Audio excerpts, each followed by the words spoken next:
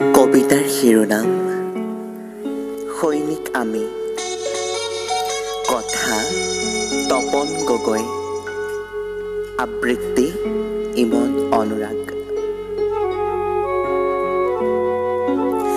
আই, তই কুশলে আছনে? এইকেইদিন তহঁতৰ খবৰ ল'ব পৰা নাই।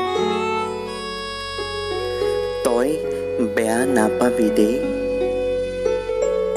কিয় জানো আজি তোলৈ বৰকৈ মনত পৰিছে। তোৰ চেনেহৰ মাত, তোৰ হাতে বাঢ়ি দিয়া ভাত, আৰু সেই মই আহিবৰ সময়ত তই কপালত হাত ফুৰাই দিয়া আশীৰ্বাদ আজি মোৰ বৰকৈ মনত পৰিছে জানো।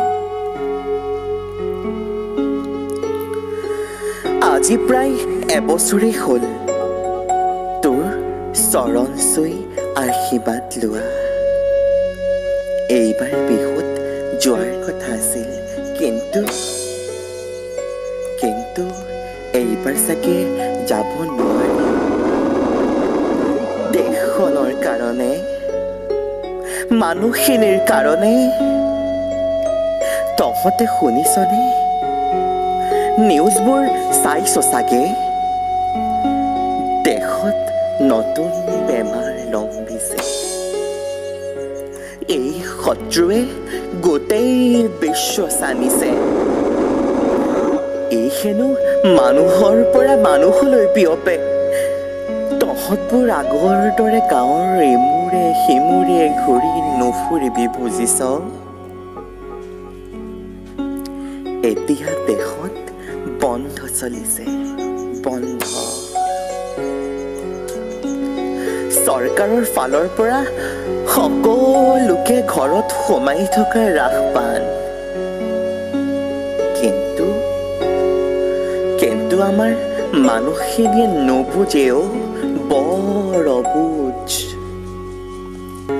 যিমানে ঘৰত থকা ৰাহবান জনাইছে, যিমানে সামাজিক দূৰত্বৰ কথা কোৱা হৈছে, সিমানে পেট পেটাই ফুৰিছে। আৰু এনেকুৱা নিয়ম নমনা মহাৰ কাৰণেই আমিবোৰে মৃত্যুৰ ভয়, বেজানৰ আক্ৰমণত চট ফটনিৰ ভয় লৈও পথে পথে পহৰা দিব লগা হৈছে।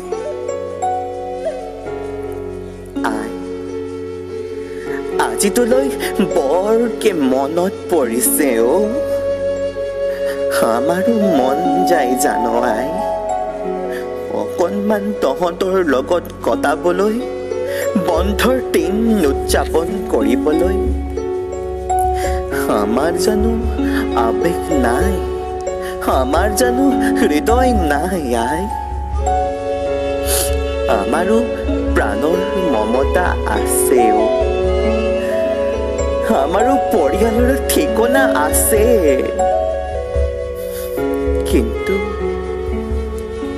কিন্তু আমাৰ এই সকলোবোৰ ধূলিসাৎ কৰি, ৰ'দ বৰষুণ কাটি কৰি, দিন ৰাতি একাকাৰ কৰি আমিবোৰ থিয় দিব লাগে। লাগিলে সেয়া যুদ্ধই হওক বা উৎসৱ, মহামাৰীয়ে হওক বা আন্দোলন, সকলোতে আমি থাকিব লাগে। কিয় জানো আই? কাৰণ আমিবোৰ যে সৈনিক, আমিবোৰ যে